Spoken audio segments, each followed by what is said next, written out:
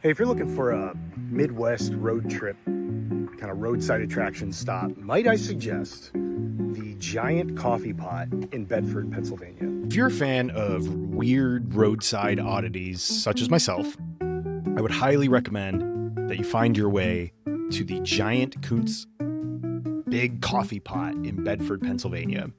It's located on the Lincoln Highway, the historical highway, Route 30 in Pennsylvania. For those of you who frequent the beloved Breezewood rest stop, you can get straight through to the coffee pot if you follow through Breezeway into Bedford.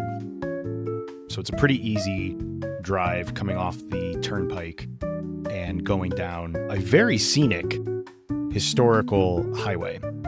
So the Big Coffee Pot truly is massive. It's 18 feet tall, 22 feet in diameter, large enough to hold more than 800,000 cups of coffee, if you're into measuring things that way.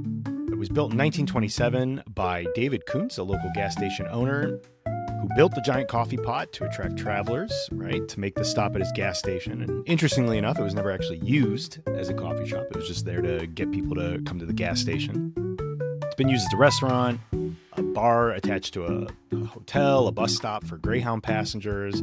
It was always starting to get known in the area, developing a reputation for attracting sketchy clientele to the motel behind it. It's gone through many iterations and eventually fell into disrepair until the community of Bedford saved it in the early 2000s, and the Bedford County Fair Association purchased it for $1.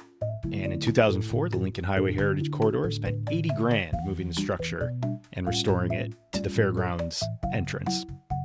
So that's where it sits today. You can get a little parking spot. There's a little gravel parking off to the side, and you can take your time walking around this big empty coffee pot that sometimes has stuff in it, but it was empty when I looked at it. And you can check out a sign looking at the history of it and learn a little bit more about programmatic architecture in the area and beyond. And there's even a picnic table where you can sit and gawk at the scale of this thing, because it's pretty big. And it's a great piece of vintage Americana.